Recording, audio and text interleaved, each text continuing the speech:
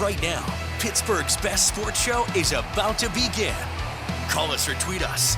We've got things to talk about on the Ireland Contracting Nightly Sports Call. All right, thanks a lot, Erica, and thank you for tuning into the Ireland Contracting Nightly Sports Call. I'm Rich Walsh. I'll be joined by Robbie Inzmakowski, a world-renowned author and also Pirates insider. Also from Philly, so he's not too happy about what's going on in Carolina tonight. Here we go. The Hurricanes beating up on the Flyers. Anyways, we're here to talk about the Buccos tonight. Give us a call, 412-575-2600 is the number. They put up a 17th spot on the Reds, the first-place Reds. And, man, that division is crazy. I mean, the Pirates are in last place with an 18-16 record, a couple games behind of the Reds. They need to take tomorrow to kind of make up that game tomorrow to kind of make up what happened against St. Louis, getting swept by the Cardinals. Losing 5 straight division games doesn't help, but put them in this spot in last place. But look, these last couple games, some good things happened. We saw what they can do at the plate, and that's the most important thing here, right, Robbie? And you're getting production from guys that you didn't early on. Guys like Marcell Ozuna, I want to point him out. Yesterday, Henry Davis. And you can't leave out Connor Griffin because in the last, 9 games, he's batting .412. So this is why you paid the guy. Yeah, I remember a couple weeks ago, Rich, we were talking about, are you worried about Marcell Ozuna? That's Rhett Lauder and Connor Phillips walked 7 straight Pirates, which ties the Major League Baseball record. Incredible. They scored 4 runs because of it. It just wasn't the Reds' day. You don't normally see a 17-7 score. That's a football game. That's unlike you would see the Steelers at Cincinnati putting up something like that. But no, it was a good win here. It was encouraging. And look, they can't go on these 5-game losing streaks. I could see losing 1 or 2, bouncing back, and that's kind of what they did to start the season. You don't want to string 5 games in a row together. That's not a good formula. You saw that's what happened last year a few times, more than that, and the year before. That's how they got off to that great start in 23 and then just lose. I don't know how many they lost in a row that year, but you would probably know better than me. I can't recall a number, but I want to say 9 or 10 games that they lost, or it was 11 to 12 or something that really turned things in the wrong direction. I know you covered that team. Well, here's the thing you got to look at, Rich. First 5-game losing streak happened at the end of April. This happened many times before this point in the season in previous years, and that leads to not a good result come the end of September. So when they're in a situation like this, you hit bumps in the road, man, or in the road, Rich. They just happen. You're playing the Cardinals.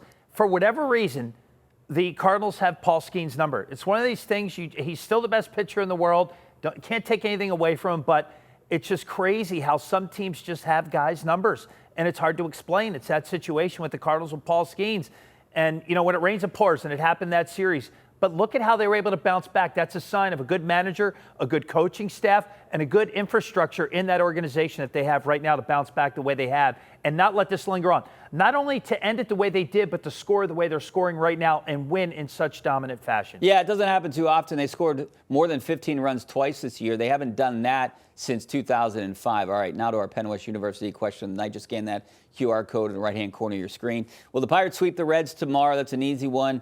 67% of our audience is saying yes, they will. Braxton Ashcraft's on the mound for the Pirates. He's been pretty solid.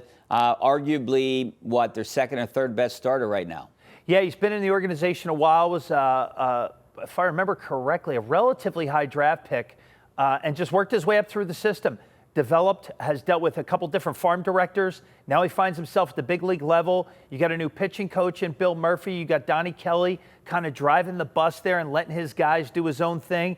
It's not easy for a guy to see different people in their development. That's a hard thing for a baseball player to overcome because you're seeing different philosophies, whether it's roving instructors, whether it's organizational philosophy, how they approach hitting, how they approach pitching.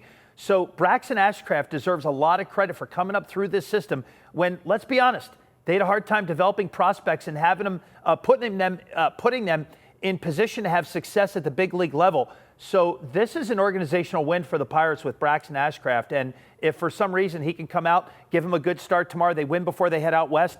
Got to like the position they're in here on the early stage of the season, Rich. I really do. And I don't just say that to sound like a homer. I'm encouraged by what we're seeing so far. Well, you're not really a homer. You're from Philly. I could see you talking about the Flyers. Rich, like are you that. here to start problems or are you here to talk sports? Hey, make up your mind and get back to me. Sports. 402-575-2600 is the number. We're going to answer all kind of questions. Maybe we'll dive into this Aaron Rodgers saga. Also, what's going to happen with Evgeny Malkin. But we're going to take a break here for a couple minutes. Back soon. All right, welcome back to the Ireland Contracting Nightly Sports Call. This is our Xfinity tweet of the night. Former Steeler Braden Fiocco tweeted this out. He hosts his own podcast now. He's trying to dive into the media segment.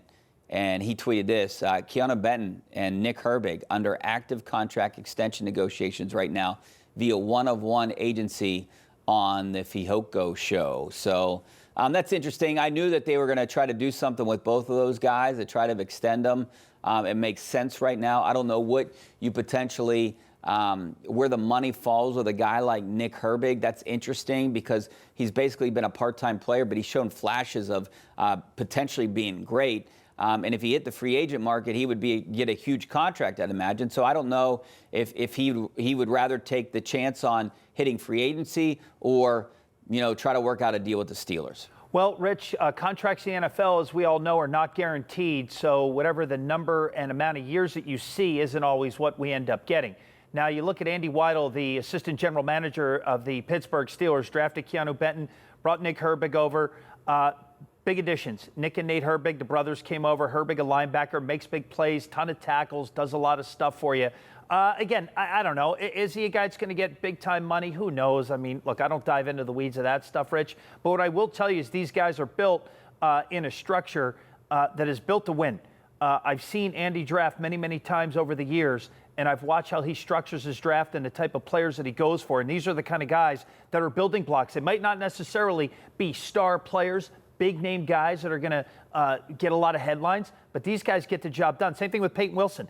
Came out, injury risk coming out of college, and now he stepped up and look what he's doing. I believe he led the team in tackles last year. So these are the kind of guys the Steelers are going to continue to build around as they start to make their way back toward consistent relevancy again under a new coach. Yeah, I think Herbig could be a star. I'm not going to say he's going to be T.J. Watt, but he could be a star if you gave him the job, the starting job. But the problem is you have Alex Highsmith in front of him. So here's the issue that I have with potentially Highsmith and Herbig. Both are injury prone. I think that's what you're dealing with right now. So I would keep both those guys around for as long as you can, and it's at least 1 year here with Nick Herbig before he would hit free agency or the Steelers could sign him this year or next year at some point. And let me just tell you one thing to think about here.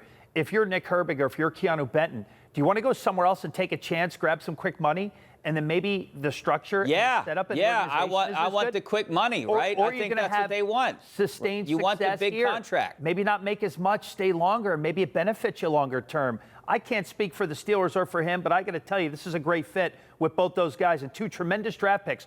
Omar Khan, Andy Weidel, and the rest of their scouting staff deserve a ton of credit for drafting those two guys. Again, they don't make headlines. And, Rich, you're in a better mood this week. You noticed that? I know I did. Yeah, because I was right about the draft. A week later? Let's go out to Chuck in Uniontown. How you doing, Chuck? Good evening, fellows, and thanks. Do you think the Pirates will climb back? I'll put it this way. Do you think the Pirates will regain first place at any time of the year in the division?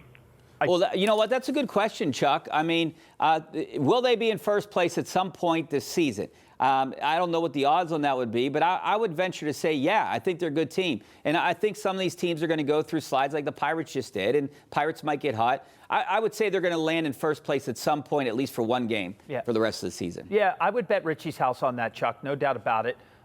No question. I do think, look, all these teams are good. You look at it, you just mentioned the Pirates are in last place with a winning record. Think of how many years in the making Pirates fans would say, oh, my goodness, last place with a winning record, I'll take it. And this is coming off the hands, off the skids of a 5-game losing streak before the last 2 nights. Yeah. So, yes, I do. I would not put it past them, Chuck, and I'm glad to hear from you, Chuck in Uniontown. I'm glad we get to talk a little bit of baseball here on the airwaves here in Western Pennsylvania. But I do think that is certainly possible, and I would put money on it if it was out there that at some point in time they're going to spend at least one day in first place here. All right, let's go out to Joe in Verona, the home of Della Sella's Pizza, my favorite pizza, by the way. What's up, Joe? Yeah, hi, guys. Listen, our Buccos are off Monday.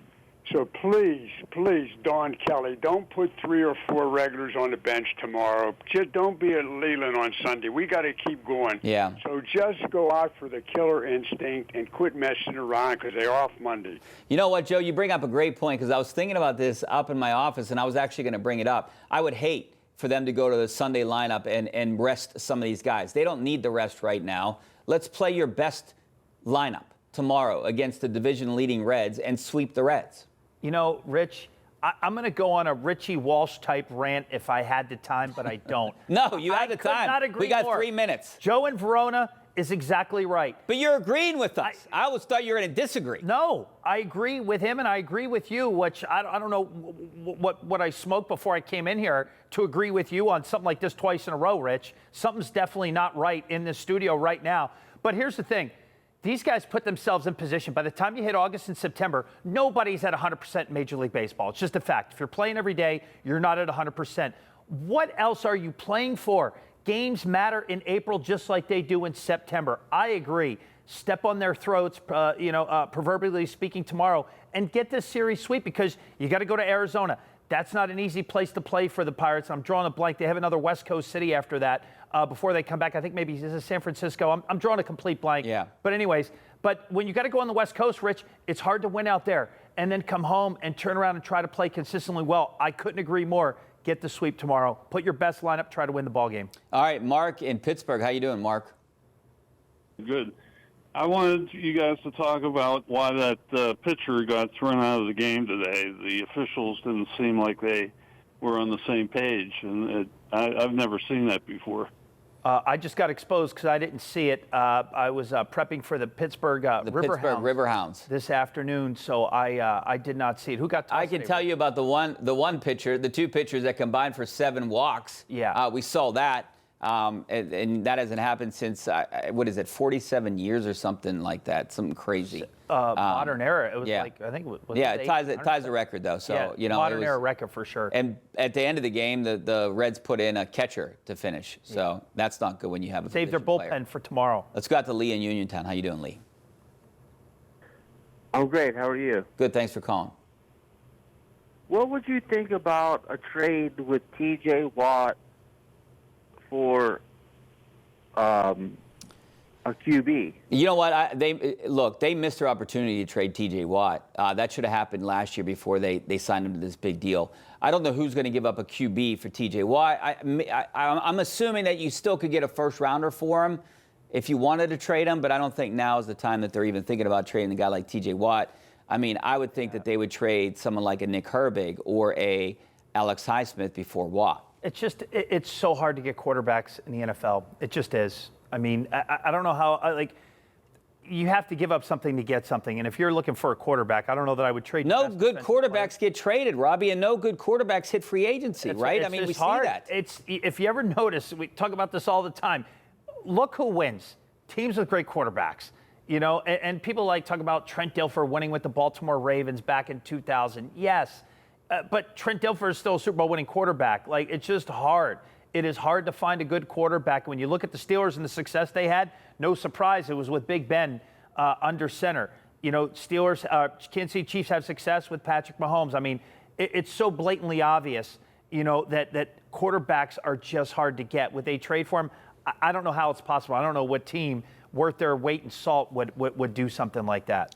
I don't think any. And there's not a quarterback out there. And who would you get? I don't know. Quarterbacks are getting $50-60 million a year. Some of these quarterbacks getting $30 million. Again, Geno Smith. Would you give Geno Smith got that big contract? Would they win? The Chiefs aren't traded. The only ones you'd want. The Chiefs aren't trading Mahomes. The Patriots aren't making a trade for their quarterback. There's a bunch of quarterbacks out there there's probably 6 that you would want. That there's no way those teams are the Bengals aren't trading Burrow. I mean, there's teams out there that aren't going to give up their quarterbacks. You need quarterbacks to win. Is Tom Brady still available? Aaron Rodgers is. I don't know. My guess, this is just my personal opinion. I don't think he's coming back. That's just my opinion. But it's Aaron Rodgers, man. You never know with that guy. You never know. I think he is. I would say I don't think he should. I don't think the Steelers should want him back, but I think he is coming back. And by the way, how smart a move was that for the Steelers? Should he go elsewhere? They're going to get a compensatory pick if it happens. Smart move by the Steelers. I think they'll sign him before June 2nd because that's mandatory minicamp. We got to take a break. Back in a couple minutes. All right, welcome back to the Ireland Contracting Nightly Sports Gong. Rich Walsh along with Robbie Inzmakowski. And we just got a tweet from Johnny Jackson. He wanted to talk about Connor Griffin and also wanted to ask us, do you see him maintaining a 260 to 280 batting average at all this season, or do you think this is just a hot streak? I mean, I would bet if you were going to give me the over-under at 260, I would take the over on that at some point. 19 years old when he made his debut, just turned 20. The league adjusts to everyone. How can he counterpunch? I think he does it. He's going to have big consistency, and I think it's going to be a close race between Connor Griffin and Sal Stewart, two guys I hope we see tomorrow for the Rookie of the Year this year in the National League. All right, our Penn West University question tonight, will the Pirates sweep the Reds tomorrow? 76% of our audience says yes. They just got swept by the Cardinals.